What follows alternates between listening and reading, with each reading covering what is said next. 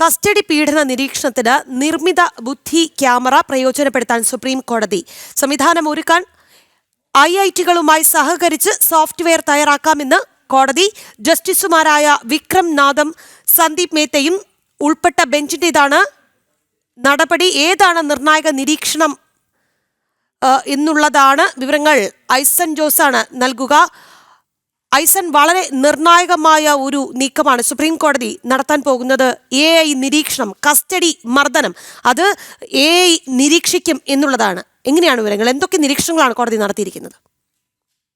രാഖി, തീർച്ചയായും ഇക്കാര്യത്തിൽ ഒരു AI-യുടെ സാധ്യത അല്ലെങ്കിൽ ആർട്ടിഫിഷ്യൽ ഇൻ്റലിജൻസ് അഥവാ നിർമ്മിത ബുദ്ധിയുടെ സാധ്യത ഏറെ പ്രയോജനകരമെന്നത് ഒരു യാഥാർത്ഥ്യം തന്നെയാണ്. കാരണം നമുക്കറിയാവുന്നതാണ്, നിർമ്മിത ബുദ്ധി നിരീക്ഷിക്കുന്ന ക്യാമറ ഏതെങ്കിലും ഒരു അസ്വാഭാവികത, അതായത് അവിടുത്തെ ഒരു സ്വാഭാവികമായ ചലനത്തിനപ്പുറമുള്ള ഒരു അസ്വാഭാവികത കണ്ടെത്തിയാൽ അത് കൃത്യമായി നിരീക്ഷിക്കാൻ സാധിക്കുന്ന ഒരു സംവിധാനമാണ് ആർട്ടിഫിഷ്യൽ ഇൻ്റലിജൻസ്. ഇത്തരത്തിലൊരു സംഭവം അവിടെ ഉണ്ടാകുന്നുവെന്ന് കൃത്യമായി നിർമ്മിത ബുദ്ധി ഉപയോഗിച്ചത് അധികാരികളിലേക്ക് റിപ്പോർട്ട് ചെയ്യുന്നൊരു സംവിധാനം നമുക്കറിയാവുന്നതാണ്. ട്രാഫിക് ക്യാമറയിലെല്ലാം തന്നെ എന്തെങ്കിലും വയലേഷൻസ് ഉണ്ടെങ്കിൽ കൃത്യമായി അത് ഫോട്ടോ എടുത്ത് അത് ഇന്ന ലംഘനം നടന്നിരിക്കുന്നു എന്ന് കണ്ടെത്താനുള്ളൊരു സംവിധാനം ഈ ആർട്ടിഫിഷ്യൽ ഇൻ്റലിജൻസ് സംവിധാനം കൊണ്ട് സാധ്യമാവുകയും ചെയ്യും. ഇത്തരത്തിലുള്ളൊരു സംവിധാനമുണ്ടെങ്കിൽ സ്വാഭാവികമായും ഈ പോലീസ് സ്റ്റേഷനുകളിലെ ക്യാമറയുമായി ബന്ധിപ്പിക്കുകയാണെങ്കിൽ സ്വാഭാവികമായും അത് അത്തരത്തിലുള്ള സംഭവങ്ങൾ പെട്ടെന്ന് അലർട്ടാകുന്നതിന്, അതായത് ഒരു മനുഷ്യൻ നിയന്ത്രിക്കുന്ന കൺട്രോൾ റൂമുകളല്ലാത്തൊരു സംവിധാനം വേണമെന്നാണ് സുപ്രീം കോടതി ഇക്കാര്യത്തിൽ പരാമർശിച്ചിരിക്കുന്നത്. സ്വാഭാവികമായും മനുഷ്യൻ നിയന്ത്രിക്കുന്നതല്ലാതെ വരുമ്പോൾ, ആർട്ടിഫിഷ്യൽ ഇൻ്റലിജൻസിൻ്റെ നിയന്ത്രണത്തിൽ വരുമ്പോൾ ഇത്തരത്തിൽ എന്തെങ്കിലും അസ്വാഭാവിക സംഭവങ്ങൾ ഉണ്ടായാൽ ഉടൻ തന്നെ അത് റിപ്പോർട്ട് ചെയ്യപ്പെടുന്ന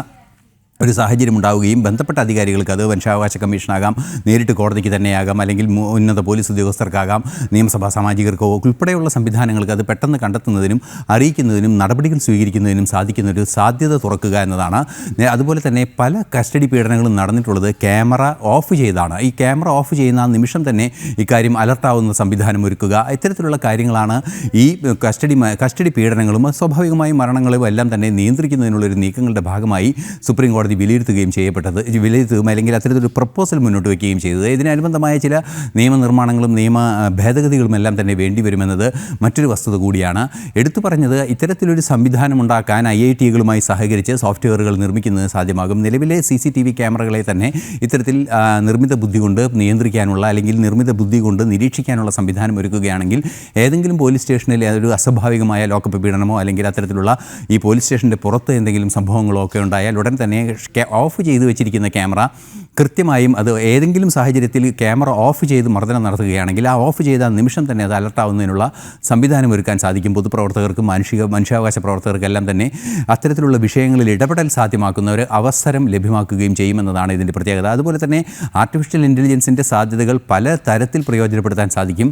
പക്ഷേ ഇതെല്ലാം തന്നെ ചില നിയമപ്രശ്നങ്ങളും അതുപോലെ തന്നെ സ്വകാര്യതയുടെ വിഷയങ്ങളും എല്ലാം ഉയർത്തുമെങ്കിൽ കൂടി നമുക്കറിയാവുന്നതാണ്, വിദേശ രാജ്യങ്ങളിലെല്ലാം തന്നെ പോലീസ് ഉദ്യോഗസ്ഥരുടെ കോളറിൽ ചെറിയൊരു ആർട്ടിഫിഷ്യൽ ഇൻ്റലിജൻസ് ക്യാമറ തന്നെ അമേരിക്കയിലെല്ലാം തന്നെ വിജയകരമായി നടപ്പാക്കിയിട്ടുള്ള ഒരു പദ്ധതി കൂടിയാണ്.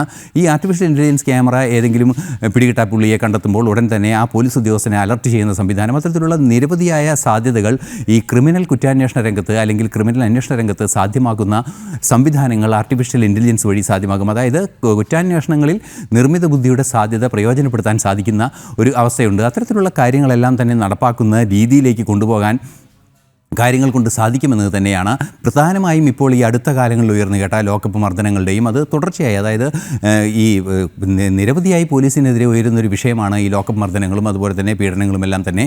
അത്തരത്തിലുള്ള വിഷയങ്ങളിൽ കൃത്യമായും അനധികൃത കസ്റ്റഡിയും എല്ലാം തന്നെ കൃത്യമായി കണ്ടെത്താനും മനസ്സിലാക്കുന്നതിനുമുള്ളൊരു സംവിധാനം ആർട്ടിഫിഷ്യൽ ഇൻ്റലിജൻസ് സംവിധാനം വഴി ഒരുക്കുകയാണെങ്കിൽ തീർച്ചയായും അതൊരു കൃത്യമായ നിരീക്ഷണം നടക്കുകയും പോലീസ് ഉദ്യോഗസ്ഥരുടെ ഈ അതിക്രമങ്ങൾ നിയന്ത്രിക്കാൻ സാധിക്കുകയും ചെയ്യുമെന്നാണ് മനസ്സിലാക്കാനും, അല്ലെങ്കിൽ അതിനുള്ള സാധ്യത തുറക്കുമെന്നാണ് അറിയുന്നത്.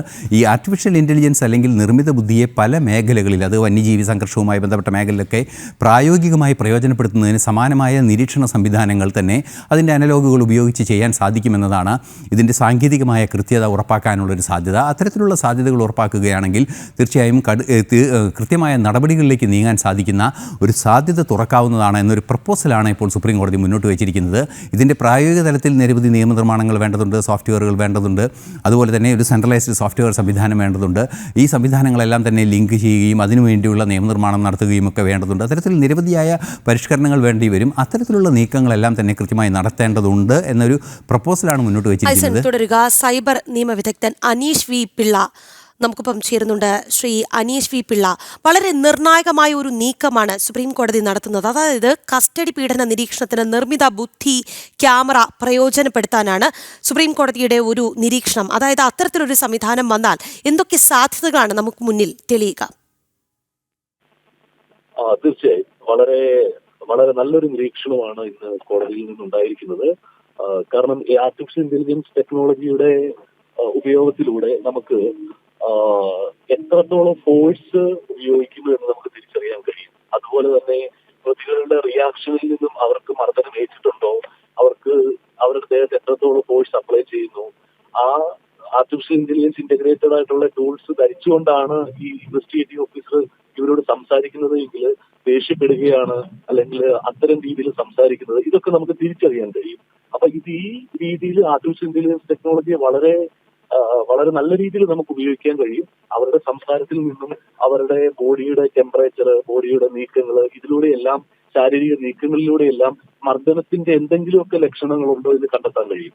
അത് റെക്കോർഡ് ചെയ്യപ്പെടുകയും ചെയ്യും. പിന്നീട് എപ്പോഴെങ്കിലും ഒരു കസ്റ്റഡി മർദ്ദനത്തിന്റെ അലിഗേഷൻ വരികയാണെങ്കിൽ ഈ കാര്യങ്ങളെല്ലാം എവിഡൻസ് ആയി കോടതിയിലേക്ക് എത്തിക്കാനും പറ്റും. അപ്പൊ ഫേക്ക് ആയിട്ടുള്ള അലിഗേഷൻസ് നമുക്ക് പ്രൂവ് ചെയ്യാനും എന്നാൽ യഥാർത്ഥത്തിലുള്ള അലിഗേഷൻസ് തിരിച്ചറിയാനും നമുക്ക് ഈ സംവിധാനം ഉപയോഗിക്കാൻ പറ്റും. വളരെ നല്ല രീതിയിൽ ഉപയോഗിക്കാൻ കഴിയും ആ രീതിയിലുള്ള ടെക്നോളജികൾ ഡെവലപ്പ് ചെയ്താൽ. അനീഷ, അതുപോലെ തന്നെ ഇത്തരത്തിൽ സുപ്രീം കോടതി ഒരു നിരീക്ഷണം നടത്തുമ്പോൾ നിയമ ഭേദഗതി വേണ്ടിവരില്ലേ? എങ്ങനെയാണ് അത് സംബന്ധിച്ചിട്ടുള്ള വിവരങ്ങൾ? തീർച്ചയായും. കാരണം ഇങ്ങനെ നമ്മളൊരു ടെക്നോളജി ഡെവലപ്പ് ചെയ്യുന്ന സമയത്ത് തീർച്ചയായും ഇത് വരുത്തുന്ന ഒരു പ്രശ്നം എന്ന് പറയുന്നത് ആൾക്കാരുടെ സ്വകാര്യതയിലേക്കുള്ള കടന്നുകയറ്റമാണ്. ആ ഒരു രീതിയിൽ സ്വകാര്യതയിലേക്ക് കടന്നുകയറ്റം ഉണ്ട് എങ്കിൽ കൂടി നിയമപരമായിട്ട് ഇതിന് പരിരക്ഷ നൽകാനായി നമ്മുടെ നിലവിലുള്ള ഇൻഫർമേഷൻ ടെക്നോളജി ആക്ട്, അതുപോലെ തന്നെ ഡേറ്റ പ്രൊട്ടക്ഷൻ ആക്ട്, DPDP എന്ന് പറയുന്ന ഡേറ്റ പ്രൊട്ടക്ഷൻ ആക്ട്, ഈ രണ്ട് നിയമങ്ങളെ വേണ്ട ഭേദഗതികൾ വരുത്തി ഇത്തരം സംവിധാനങ്ങളെ സംരക്ഷിക്കാൻ കഴിയും.